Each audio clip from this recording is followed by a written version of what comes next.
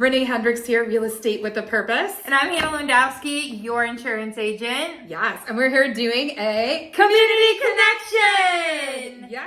We're here with Project 40, learning all about their adventurous ways, and you will be excited to hear what they have to say.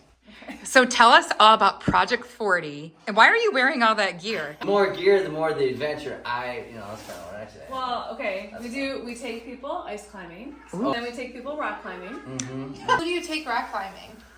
Teens and young adults. They're my favorite. High schoolers are my favorite. Because they think they know it all, and then they realize that they don't. Especially if it's a backpacking trip, because then they have to poop in the woods.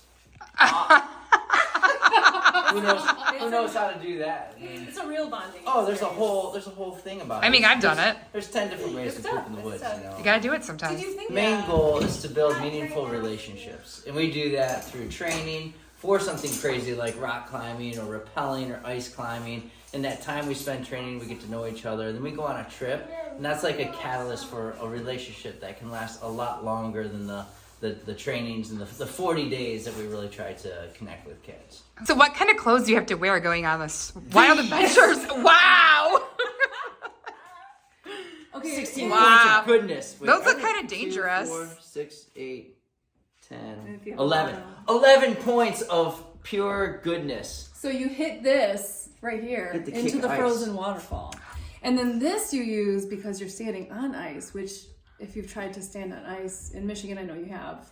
It's not easy to do. So Yeah. this keeps your belayer, your Very person sharp. holding you up, stable. Climbing is therapy because you only think about how to get to the next hole. Yeah. Like when you're climbing, you're not thinking about work, you're not thinking about your test tomorrow, you're not Yeah. thinking about I shouldn't have texted that and I can't take it back, or I texted to the wrong group. You don't think about any of that. It's just how do I get from point A to point B, and that's it. And we've heard that from a number of people that have kind of come to that conclusion themselves. Because you take people out of their ordinary, which is the day-to-day, stuck to the phone, always doing something through a screen, and then you take them into nature where it's like there is no screen, you're seeing and experiencing it all. So we've had people that have never really spent any time outdoors to going ice climbing up north where all they see is like the beautiful lake, they see these frozen waterfalls, and they cannot believe that they're actually having the experience. So it really brings you into like a calmness and relationship really easily. And so that's where we cultivate relationship, but then also really point them to God because, I mean, nature,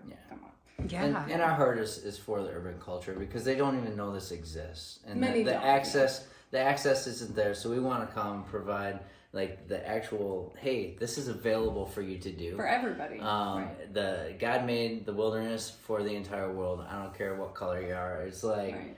but we need to know that it's available. And we took a guy out and we were hiking maybe like 6 hours, and we were outside for 6 hours. He's like, man, I've never been outside this long before in my entire life.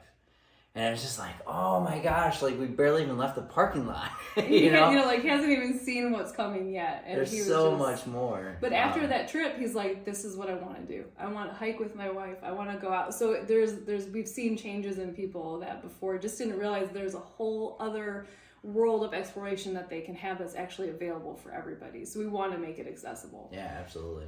So one of the trips we did in 2018 was a trip to British Columbia, which has amazing mountaineering there, an amazing camp through Young Life, which some of you might have heard of before.